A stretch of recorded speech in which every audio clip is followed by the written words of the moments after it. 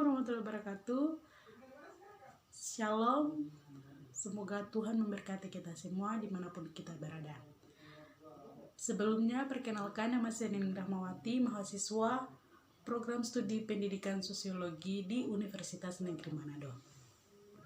Di sini saya akan menjelaskan yaitu tentang sosiologi sebagai ilmu pengetahuan berparadigma ganda. Sebelum kita melangkah ke pembahasan selanjutnya, alangkah baiknya kita mengetahui apa itu paradigma. Paradigma di sini dijelaskan adalah gambaran fundamental dari pokok bahasan dalam ilmu pengetahuan. Dan di sini paradigma juga dijelaskan yaitu sebagai pandangan yang mendasar dari suatu disiplin pengetahuan tentang subjek, materas, atau pokok persoalan yang semestinya dipelajari oleh setiap komunitas ahli ilmu. Menurut Georg Ritzer, sosiologi, ilmu pengetahuan berparadigma ganda, dibagi menjadi 3, yaitu pertama paradigma fakta sosial, kemudian definisi sosial, setelah itu perilaku sosial. Yang ke-1, paradigma fakta sosial. Adapun pengertian dari paradigma fakta sosial menurut Ritzer yaitu paradigma fakta sosial yang dikemukakan oleh Emil Durkheim menitik beratkan analisisnya terhadap sistem sosial dan struktur sosial. Ada 4 teori yang tergabung ke dalam paradigma fakta sosial, antara lain yaitu 1. Teori fungsional. Yang pertama yaitu teori fungsional struktural. Di sini teori ini menekankan kepada keteraturan dan mengabaikan konflik dan perubahan-perubahan dalam masyarakat. Menurut teori ini, masyarakat merupakan suatu sistem sosial yang terdiri dari atas bagian-bagian atau elemen yang saling berkaitan dan saling menyatu dalam keseimbangan. Yang kedua, teori konflik. Teori ini tidak seimbang antara kekuasaan dan wewenang. Maka teori konflik ini menilai keteraturan yang terdapat dalam masyarakat itu hanyalah disebabkan karena adanya tekanan atau pemaksaan kekuasaan dari atas oleh golongan yang berkuasa.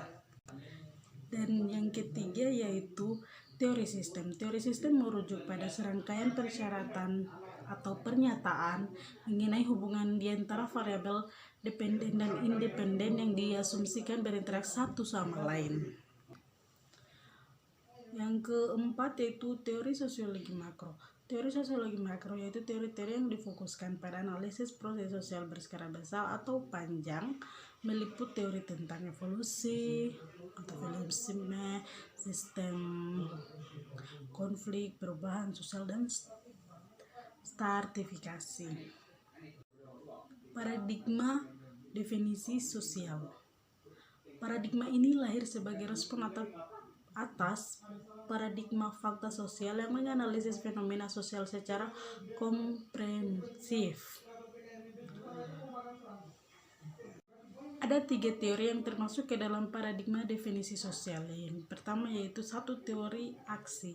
Dalam teori aksi diterangkan oleh konsepsi Parsons tentang kesukarelaan. Yang kedua, teori interaksionalisme simbolik. Ketika teori aksi berhenti di tengah jalan baik secara teoritis maupun empiris. Kalau dilihat dari segi insinya aplikasi teorinya, maka dalam keadaan itu muncul satu perspektif yang masalah interaksi simbolik. Yang ketiga, teori fenomenologi atau teori fenomenologi. Persoalan pokok yang berhubungan diterangkan oleh teoritis masyarakat, persoalan pokok ilmu sosial itu sendiri. Yang kemudian paradigma perilaku sosial. Paradigma ini muncul paling akhir dibandingkan dengan 2 paradigma yang telah disebutkan sebelumnya. Jika kita menggunakan logika berpikir lagi mengenai tes, analisis, dan sintesa, maka dapat dibilang bahwa paradigma perilaku sosial merupakan sintesa 2 paradigma terdahulu. Ada 2 teori yang termasuk ke dalam paradigma perilaku sosial. 1.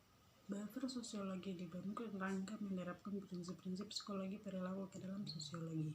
Dan yang kedua yaitu teori action.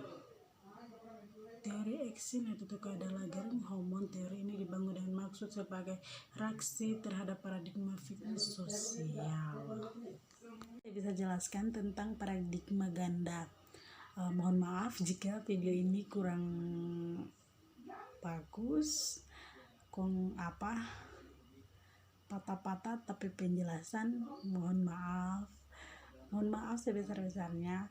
Saya di sini juga butuh bimbingan oleh para dosen, teman-teman yang lebih memahami tentang paradigma ganda itu.